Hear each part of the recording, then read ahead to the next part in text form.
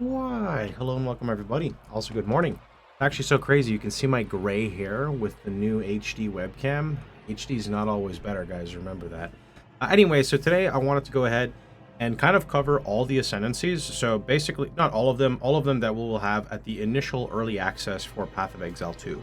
Now, what happened is there were a lot of leaks that were kind of occurring over time, and GGG just kind of decided to say, hey guys, here's just an official post since there's a bunch of leaks happening left and right. So they actually just gave us everything that we're going to have access to. So basically Stormweaver, Chronomancer, Titan, Warbringer, Deadeye, Pathfinder, Blood Mage, Infernalist, Witch Hunter, Gemling, Legionnaire, Invoker, and of course the Acolyte of Chalupa. Now before I get started, I had a lot of people say, hey man, since you know all the Ascendancies are out, what do you think would be the best one for Righteous Fire in PoE2? People who are unaware, Righteous Fire will not be there on the initial early access of PoE2. It will be coming a little bit later. You can check out a video I made just a few days ago about that if you're curious. Furthermore, RF is also getting changed fundamentally, so there's no way we can really find out. Anyway, let's get into the meat of this video. So on stream, for a couple of hours, we went through basically all of the Ascendancies, and I went ahead and kind of wrote some information about each one. Basically, if you see these numbers here, we're going to cover these in a second.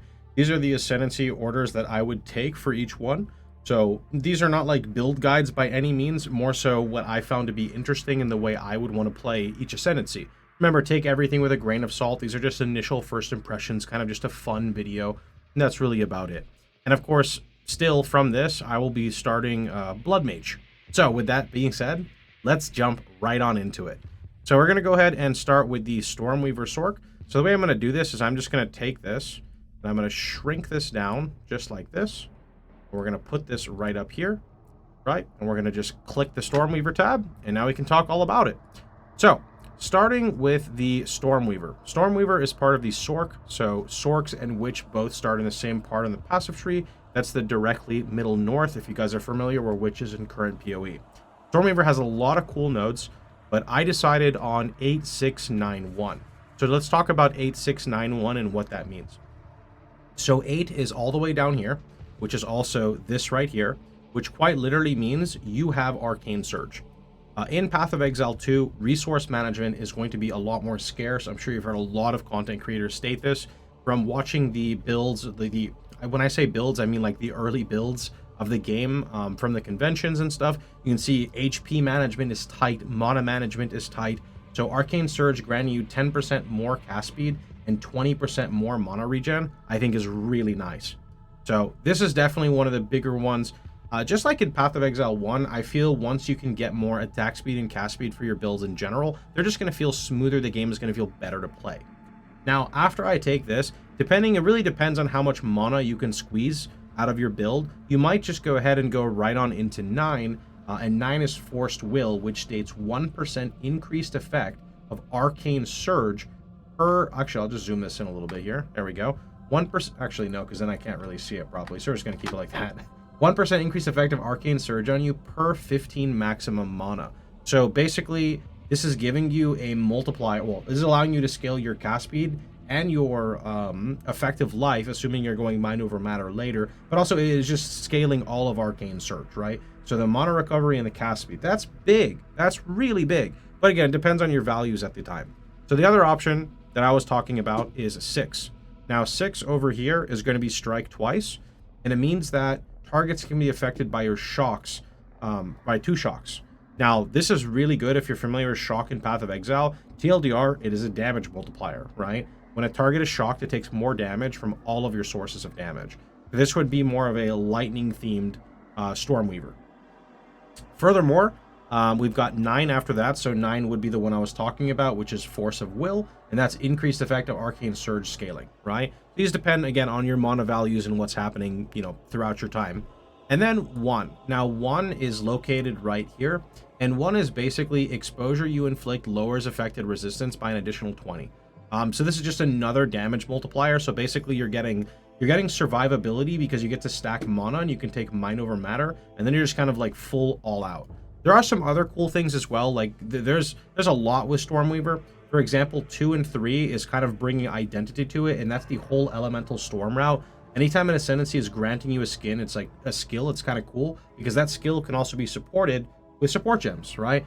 But this is how I would want to play it. Another option is actually 4, 5, 6, 7. Or actually, sorry, it wouldn't be 4, 5, 6, 7. It would be 4, 5, 6, and then something else.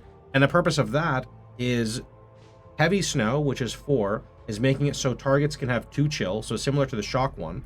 But number 5 makes it so all damage from hits contribute to chill magnitude, which means you could actually use a lightning skill and still chill, right? So that's kind of some cool stuff. There's a lot of cool stuff going on with Stormweaver. Definitely, I would say for people who want to play a caster, this seems to be like the most direct elemental-based caster. You can't really go wrong in that regard, so definitely a good one.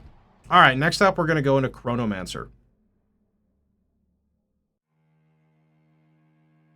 Chronomancer was initially one of the characters I wanted to start, but I wasn't too sure. Now, Chronomancer,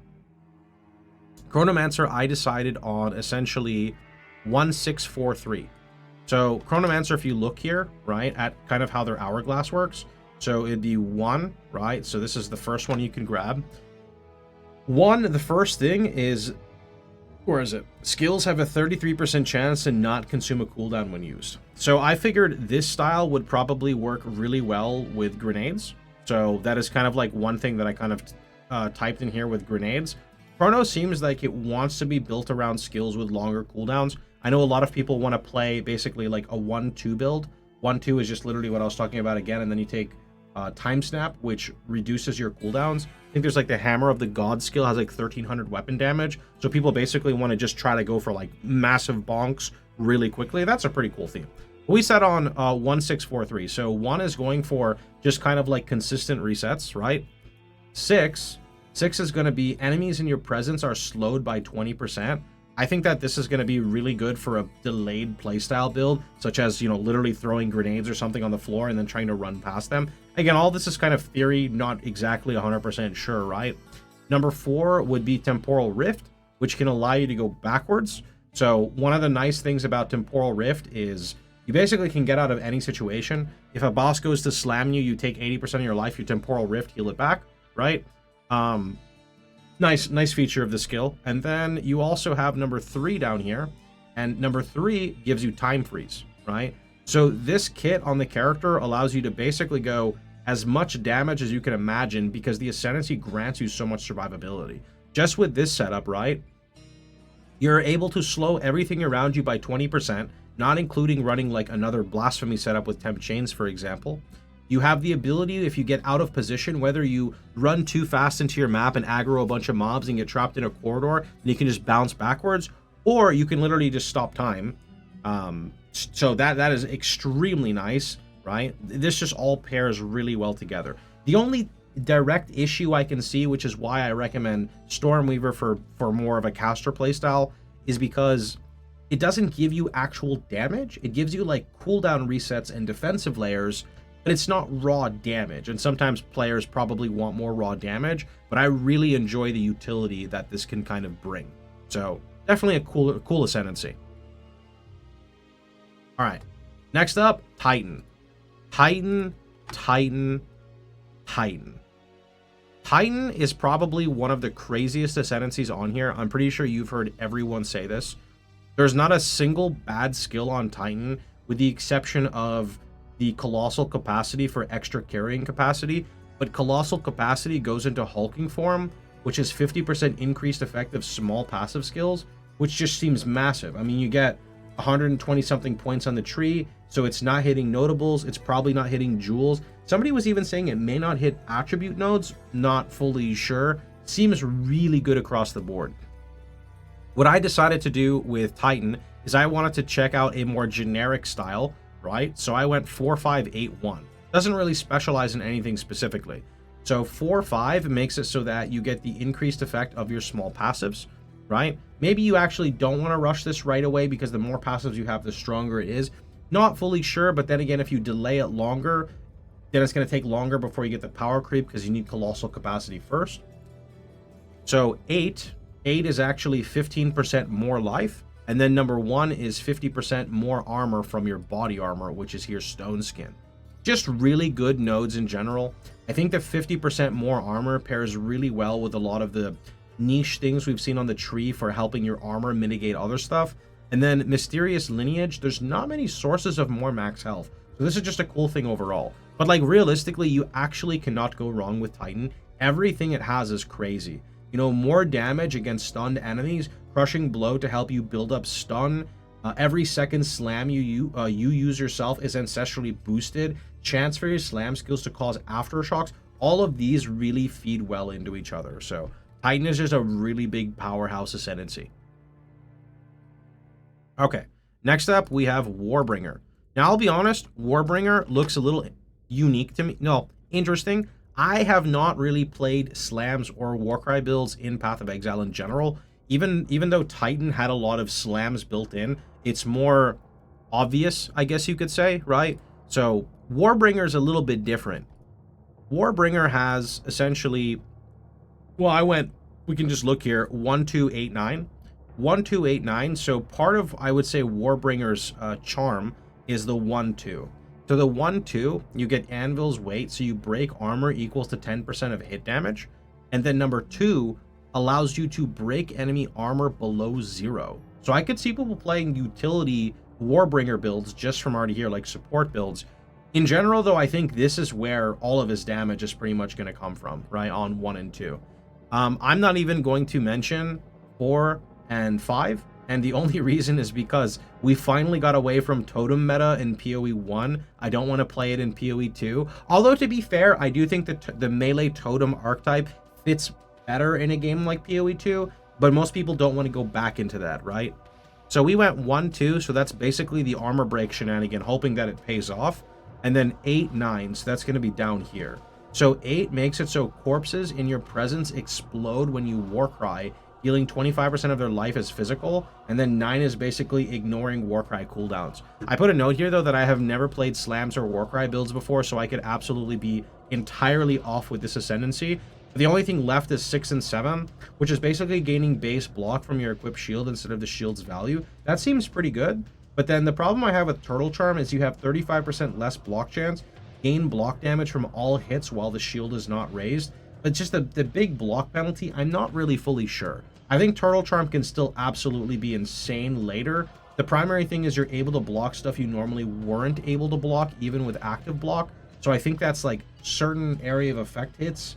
I guess they're not technically hits, they're area of effect. And then boss mechanics that you normally cannot block at all. Maybe you're trying to dodge and you get lucky and you roll a block. Not fully sure, but I think this is more into like late game value. All right, off to Ranger.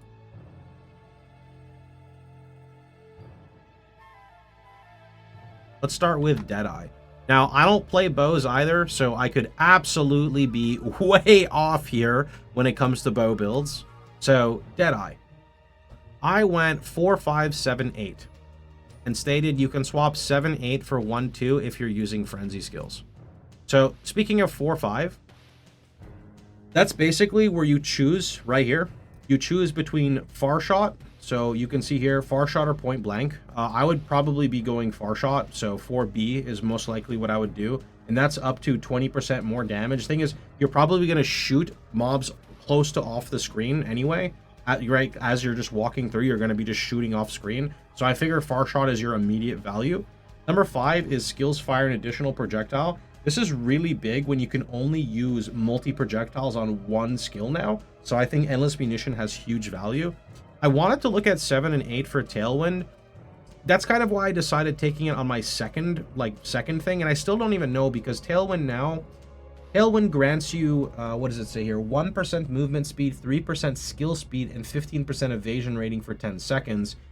But Wind Ward makes it so you take 30% less damage from a hit. Or actually, it doesn't even say from a hit. It just says 3% less damage taken per Tailwind. So basically, the nice thing about this is when you're bossing, you have a huge damage mitigation for when you do take an actual hit. And when you're mapping, you've got a ton of evasion and a little bit more movement speed in general. So that's kind of why I decided on that. The other option is if you're playing a frenzy-related skill, 1 and 2 are basically for frenzy generation. The thing is, charges in Path of Exile 2 work completely different. Charges now are entirely tied to skills, so unless you're using a skill that benefits off of consuming charges, example like Flicker Strike, you would not really want to take them unless I'm incorrect here. Okay. Next one. Pathfinder. So I will also state that I have played Poisonous Concoction one time. Was not a big fan of it.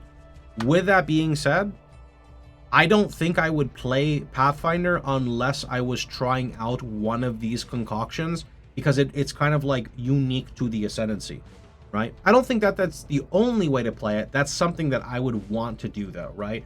Since PoE2 seems like it's bringing more identity to the Ascendancy, I want to just try out what they've cooked with, right? So I went 5-1-7-8. So 5 immediately jumping into one of these right here. I have no idea what I would pick. Honestly, literally no idea. I'd probably first see what is supported around the area where Ranger is, and then go into one of those elements. 1 over here is just making it so we get more flash charges gain, since these are going to consume charges. Obviously, if that's not needed, we can take something else, but just to make sure that nothing goes wrong, right? 7-8 is going to be down here, and this is quite literally less movement speed while running, and your speed is unaffected by slow. So kind of just like an overall general thing. Problem I have is I'm not getting direct power. Everything kind of hinges on this right here, right? For some more direct power, you do have options like gain 5 skill points. I don't know how good that is. I would really have to see how strong the cluster that I'm taking is, because I mean, if you think about it, a standard area where you take like 2 or 3 damage nodes, or nodes in general, and then a notable, it's probably close to around 5 points, somewhere from like 4 to 6 depending on what it is. So that's where that comes in. I do think there's a lot of synergy for poison though inside this, because if you look at 3 and 4, 3 and 4 is the most damaging poison on an enemy you kill is spread to other enemies within 1.5 meters. And number 4 is double the number of poisons you can inflict on enemies, but less poison duration. Gotta really make sure you're committing to hitting with your poisons here though. Overall, it seems okay. I mean, mainly this is the reason right here I'd be playing Pathfinder, or maybe when you're really well geared, 7 and 8 just feel really good because of the less movement speed penalty and never being affected by slows. So, I don't know. Let's move on to what I would consider the Giga Chat Ascendancy, the Blood Mage. This is the one I was waiting for. I was not disappointed. So, Blood Mage, I'm sure you've heard me say it. This is what I want to start with. I'm going 1-4-2-5. Let's talk about that. Blood Mage is unique where the number one thing right here, if you want to play a Blood Mage, everyone picks the same thing. And that's right here. So that's Sanguimancy. Grant skill, Life Remnants. Remember that means Life Remnants can be supported by support gems. So very curious what you can do with that. Skills gain a base life cost equal to base mana cost. Drinks the blood of your enemies to restore your life, while active enemies you kill have a chance to spawn a Life Remnant. I don't like that. It's okay for mapping. Here's the part I was waiting for. And critically hitting a target spawns a Life Remnant every few seconds. Picking up a Life Remnant grants you life, which can overflow max life. This was the key thing here. Critically hitting a target spawns a Life Remnant. So this here is going to provide some form of sustain during boss fights, which I think is invaluable in this game. Moving on to number 4, Blood Barbs. Blood Barbs is a really cool thing where basically gain 10% of damage as extra physical. Elemental damage also contributes to bleeding magnitude. I don't know if this means I have to bleed a target and then like the damage you deal makes the magnitude, like basically makes the bleed stronger. I'm hearing a lot of mixed reviews and I haven't found a direct post. I read this as basically like my elemental damage can contribute to bleeding. Maybe I'm completely wrong there. Either way, it doesn't really matter because I could just slap in bleed support gem on my main skill, which would cause bleeds, right? And then surely this line will have some contributing factor there.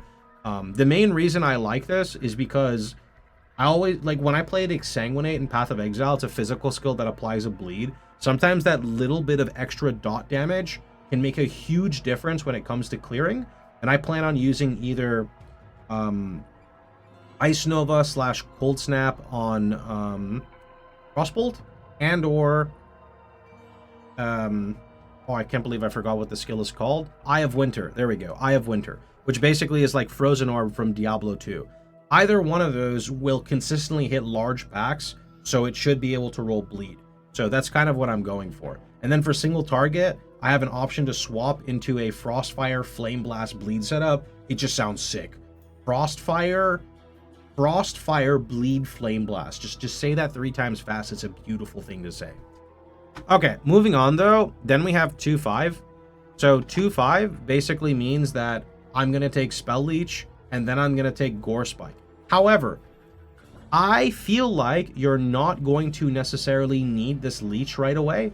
And the reason I bring this up is I feel like the life remnants have to give some form of meaningful life. Otherwise, like, it's going to be kind of poo-poo. So I'm really hoping that the life remnant is good enough for me to ditch Vitality Siphon, because I don't believe you can leech into overhealth. So this would only apply to me when my overhealth is gone. Now, there are keystones that allow me, for example, you could take, I don't know if it's Eternal Youth or Ghost Reaver. I haven't looked at all of the different things, but in regular PoE, there are other things you can do with your leech. Like you can apply the leech to Energy Shield, use Energy Shield as a buffer for your health, have the Energy Shield protect your overhealth, and then there's some cool stuff you can do with that, right? A lot of experimentation. But then number five is probably the only way the Blood Mage can actually do damage, which is Gore Spike. So you get critical damage bonus per 40 life. This was previously, I think, 20. Key note, this does not say max life. So because it doesn't say max life, you know for a fact it works with the overhealth from your Sanguimancy. This right here, I think, is really key for building your character. So this is basically the main thing I'm building around. The only thing that's a little interesting is if you look at number 6, for example, number 6's base crit of spells is 15%. I looked at a couple physical spells and I looked at a couple of cold spells, and their base crit is like 11 or 12% or something crazy. So I'm curious what I use Sunder the Flesh with. I don't know if maybe fire spells are a lot lower, or maybe there's just such few sources of increased crit chance that getting your base crit as high as possible is the way to go, right? A lot of potential options here, but I think Sunder the Flesh will maybe come in a little bit later. So right over here, you can see I put can replace 5 with 7. Basically depends on how good Leech and Remnants are. I plan on taking Crit Multi later when I have more life. That's Blood Mage. I'm biased. I think it's going to be super fun. Okay, next up, we got Infernalist. I feel like Infernalist has, I don't want to call it an identity crisis, but I don't really know what to call it. I was kind of excited when I saw this Ascendancy, and then after looking at it some more, I'm still kind of excited, but it seems like a more complex Ascendancy. Let's call it that. So Infernalist, I went with 10-6-5-1, and this one was very confusing. So 10-6-5-1. One thing to note about Infernalist, you'll notice it has 11. It's got the most amount of Ascendancy points, I think. The big thing about Infernalist, though, is 4 of them, well, 1 plus 3 of them are tied behind this right here, which is essentially Altered Flesh. 20% of cold taken as fire, 20% of lightning taken as fire, 20% of physical taken as chaos. That one was very confusing to read. Chaos.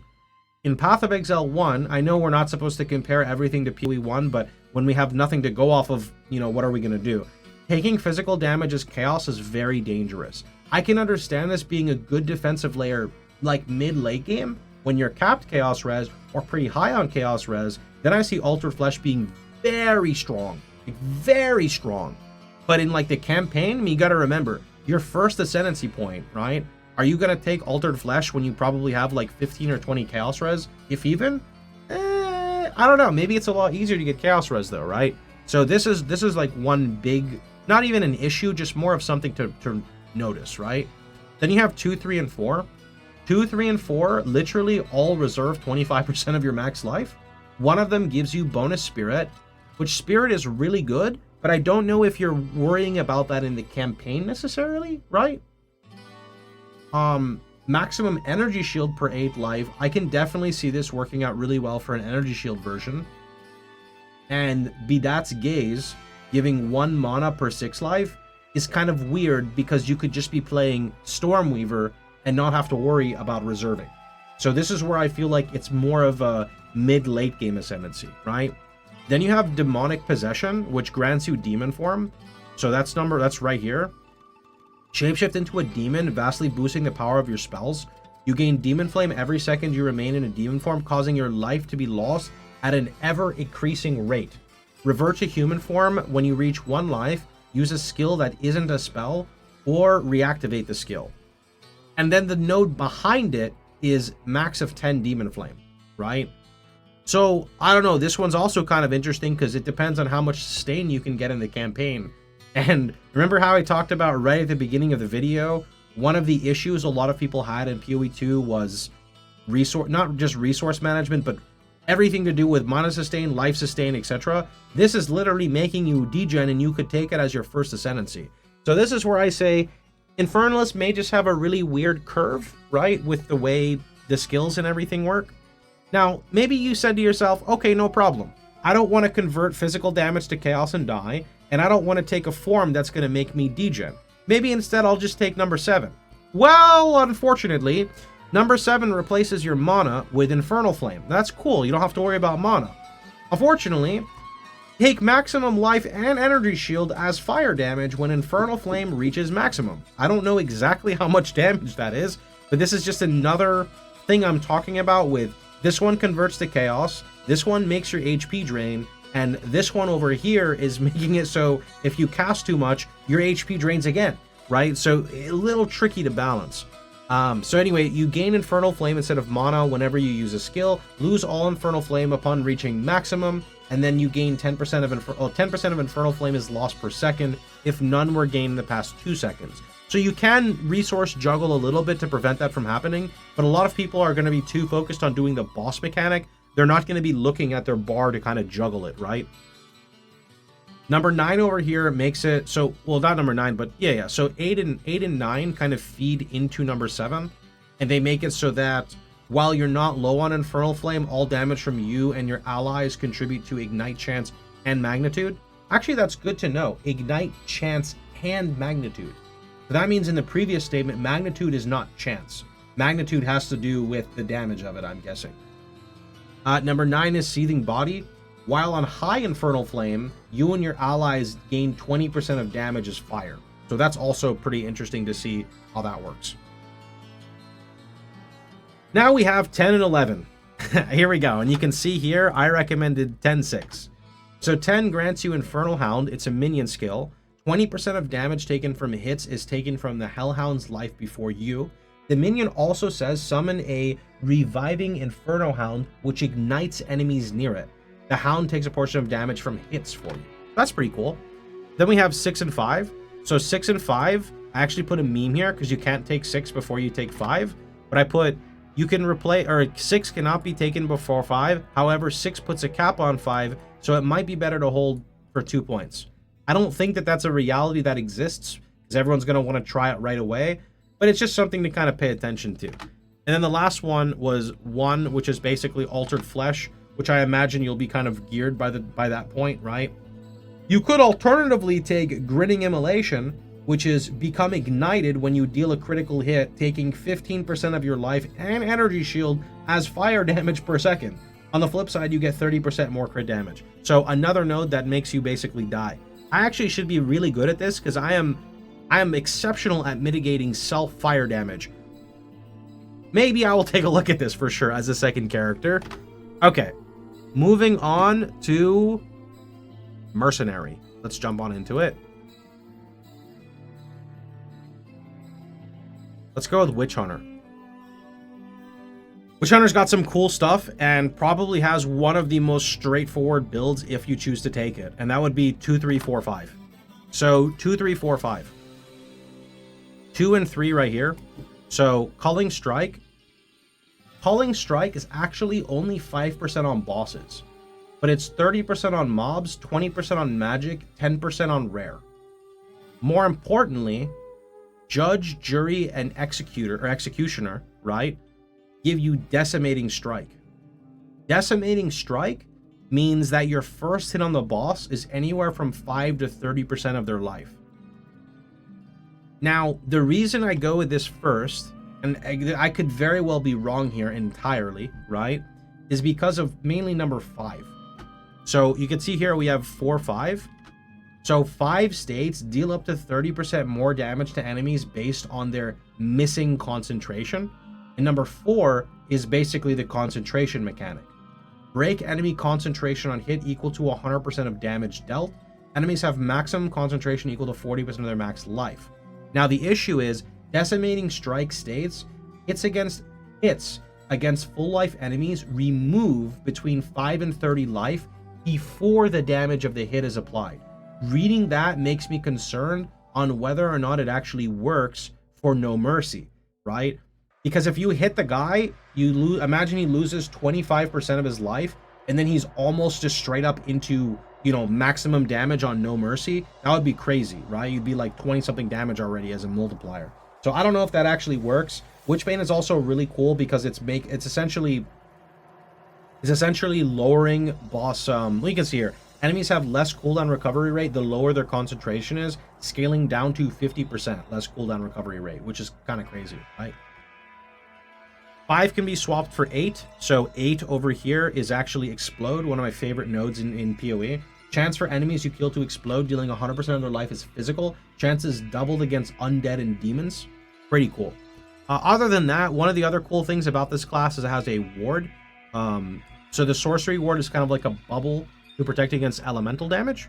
The only issue is you do lose a lot of your armor and evasion rating, but I can see this being really good for specializing in certain bosses, and then 7 kind of doubles down into that.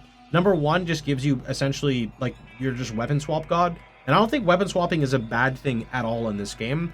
20 passive skill points become weapon set skills, so that's pretty cool. Okay, moving on to Gemling.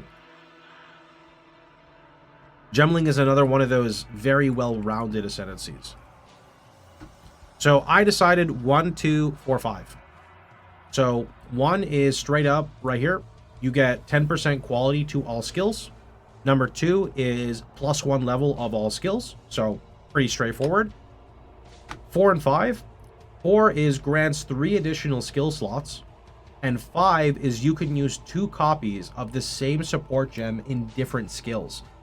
That means you can use 2 of your, your really strong supports across a multitude of skills. Now, I don't know if I'm baiting myself with this many gems, because I don't even know what gems I would put on the character, but his name is quite literally the Gemling Legionnaire, so I can completely understand, using a crap ton of skills on this type of character. And to be fair, some of them can even just be automated with Spirit, as long as you have the Spirit to be able to do that, right?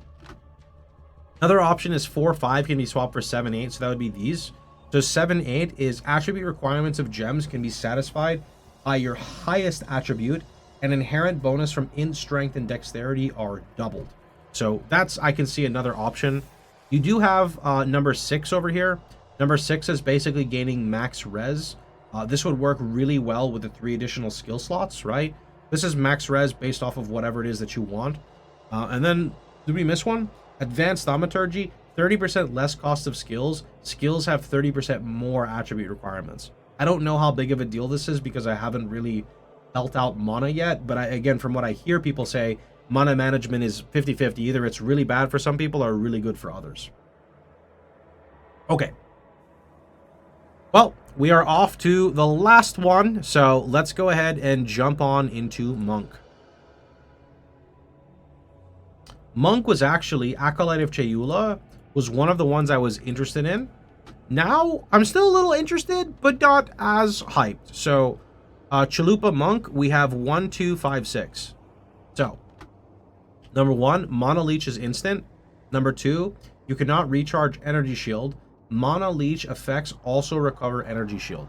So, basically, Monk's whole gimmick is being able to sustain Energy Shield in combat while fighting.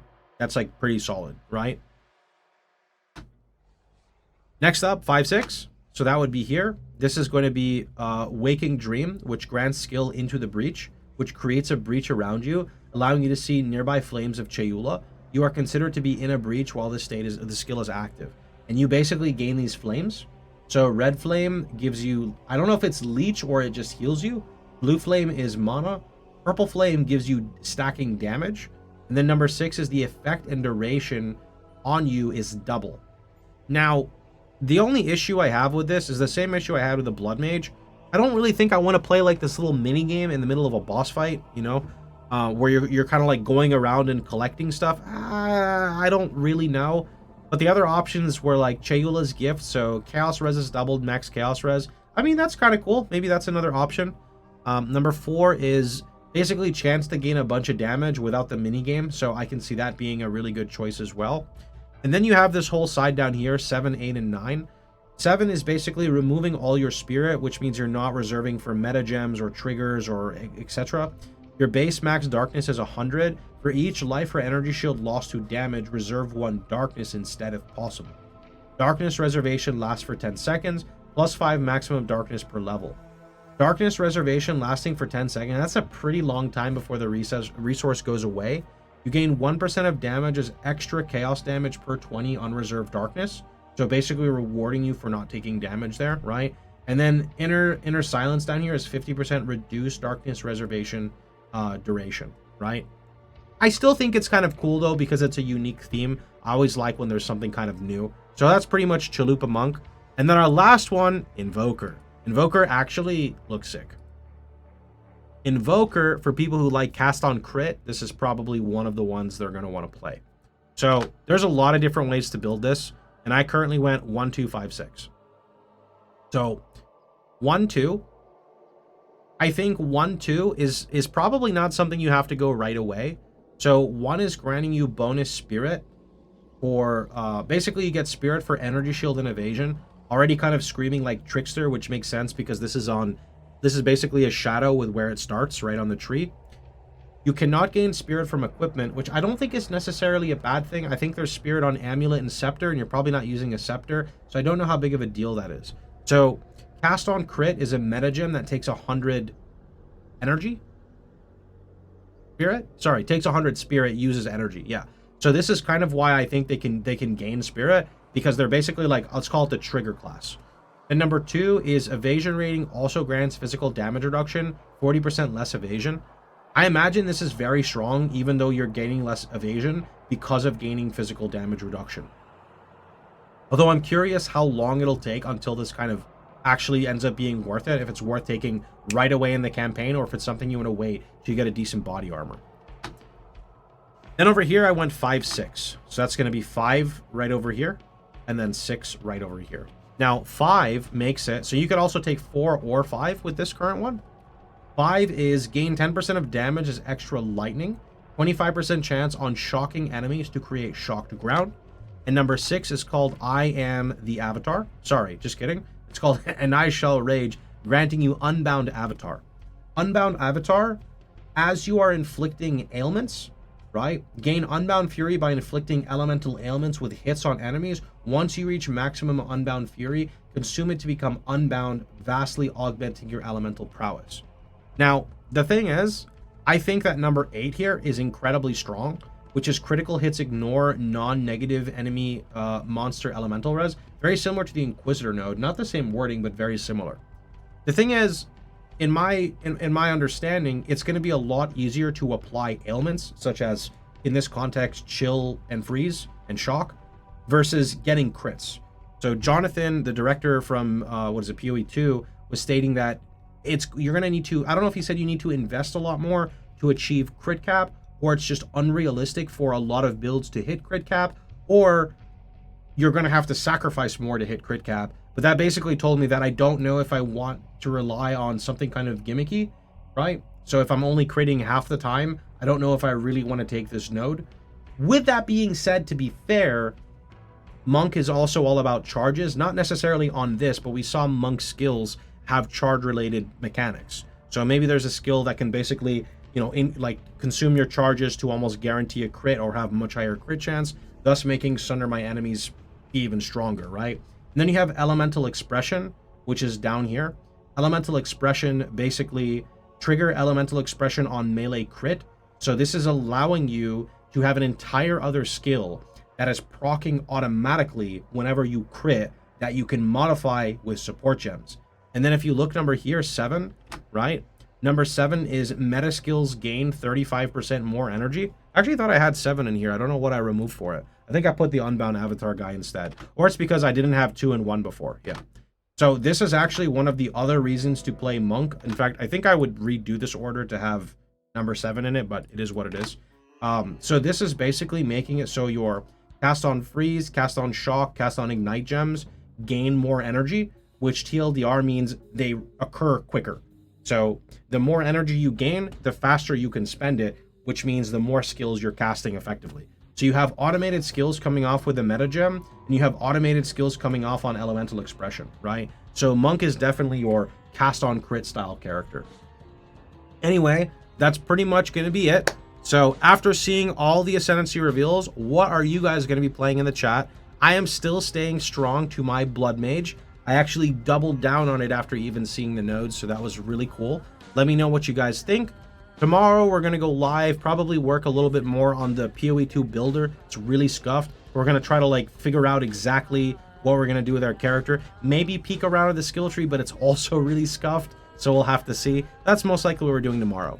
Anyway, let me know in the comments down below. If you liked the video, please feel free to like, share, and subscribe. And don't forget, you can catch me streaming live every day, but Sundays at twitch.tv/Pohx. Take care. See you guys all tomorrow.